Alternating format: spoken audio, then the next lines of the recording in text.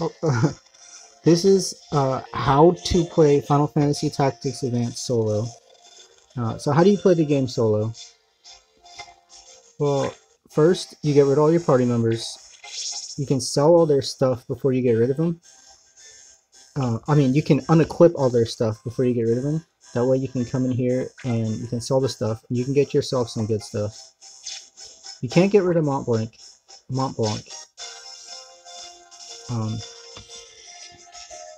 And this is about to be the first battle. This won't be... How do I say it? Oh, I already accepted the mission. This won't be the, This isn't really where the solo playthrough starts, because you have to have Montblanc on your party.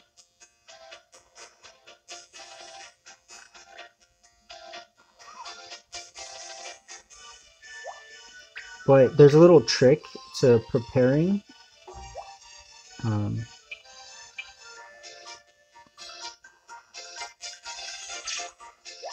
There's a little trick to preparing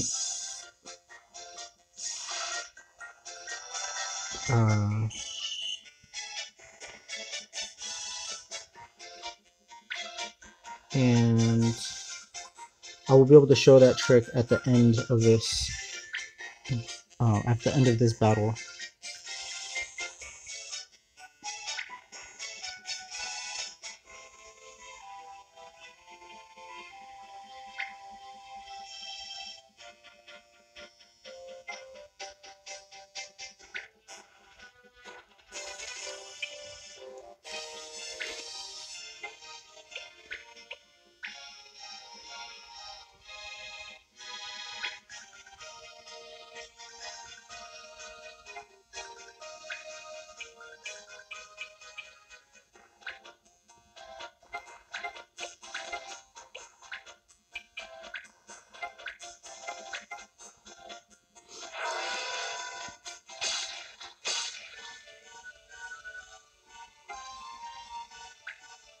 So that was some pretty good RNG.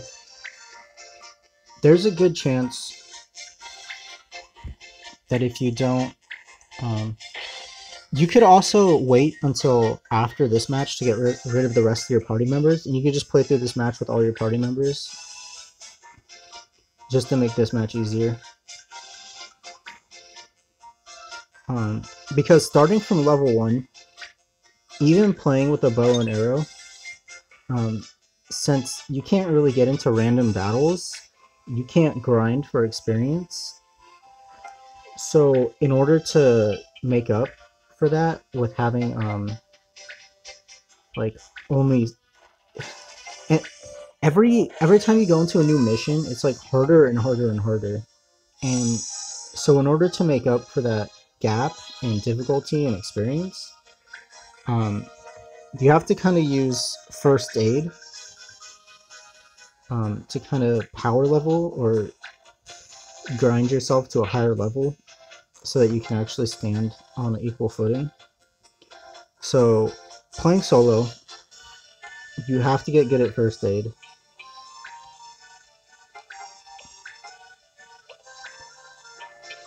Even though first aid doesn't heal for much health, so there's really no reason to use it like in an actual battle when you can use items and stuff instead.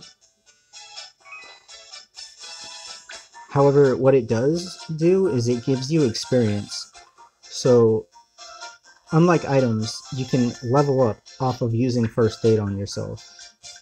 But it's a grind, and even though it's a grind, it's really the only way to it's the only way to even the odds with the enemy.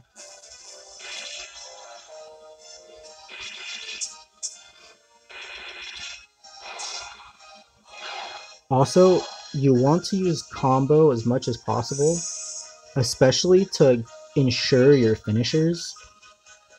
That way you can just keep a constant stream of judge points coming in. because those are automatic hits that always do a certain amount of damage. Combos always do the same amount of damage, and they're always going to hit. You will never miss using your combo. So that's super important. A lot of times, you can use other moves that will do more damage, but there's no guarantee on whether they'll hit or not. Only a statistic that says how likely that attack will be to hit.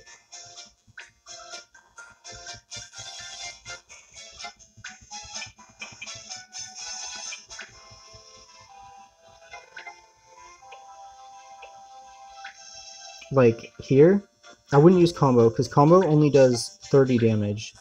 So you can ensure 30 damage, but then you've wasted your combo. And I'd rather save it for when I know I can get the kill.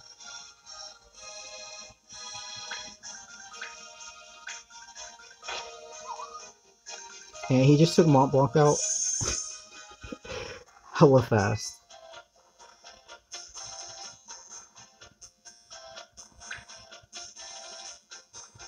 Ah, I actually made a mistake. So what I'm going to do here is going to seem kind of ridiculous. I actually made a big mistake. Well, no, I don't think I made that big of a mistake. So actually, you want to keep this little blue gnome alive. Oh, I can finish this guy. Because the blue gnome, I think I usually keep the fairy alive. But you don't want to keep the red guy alive, because he does tons of damage. And... okay, it always does a set amount of damage, depending on their defense. It's and your level and stuff.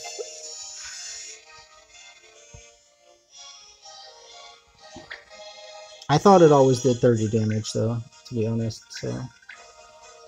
I'm surprised it did 25 right there. I'm a little upset about that, because I don't know how I'm going to hit this, and I have to hit this. Like, if this doesn't land, it's all bad. Oh, with the critical. Okay, so here, it's a little cheap. This is where...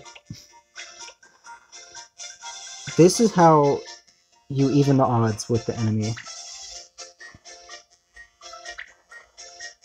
He does a lot of damage if he hits.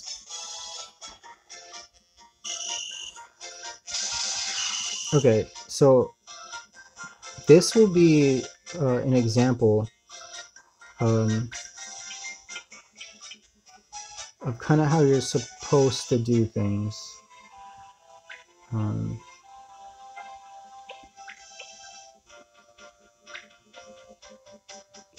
So you want to protect all your angles and make them attack you from the front as much as possible.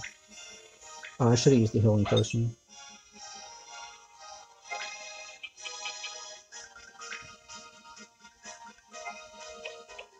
I'll use a potion, because I can buy more. And you want to be as high health as possible for this.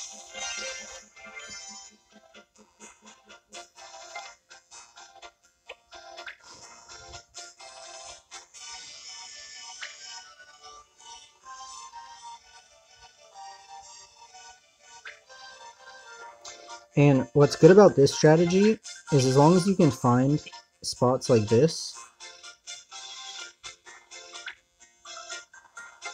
where you can force it down, and sometimes you can find better spots where they can't hit you from any of your sides, and they can only attack you from the front like this.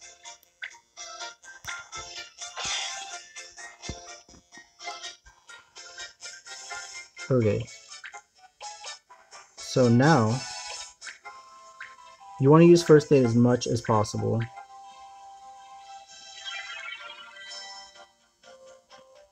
And watch. 10 experience gained. So it's kind of a grind, but that's what you do. And you have to do this a lot You want to get as many levels off of this as possible.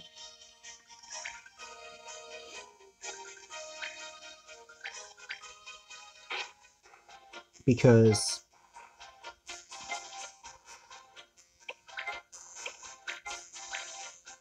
when the difficulty, like I was saying earlier, the difficulty ramps up every single match, or pretty much every single combat encounter that you take part in.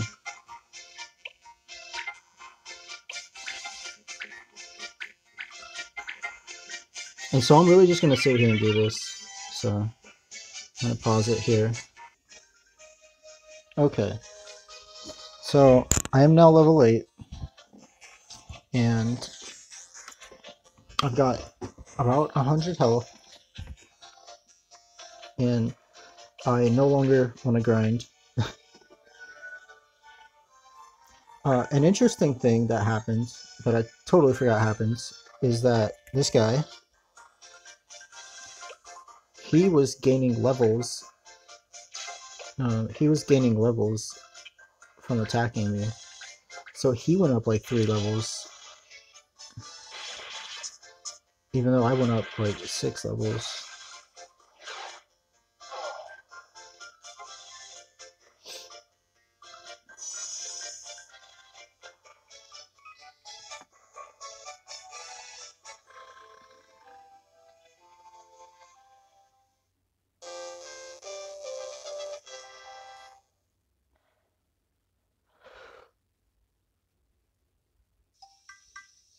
So that's how you handle the first mission.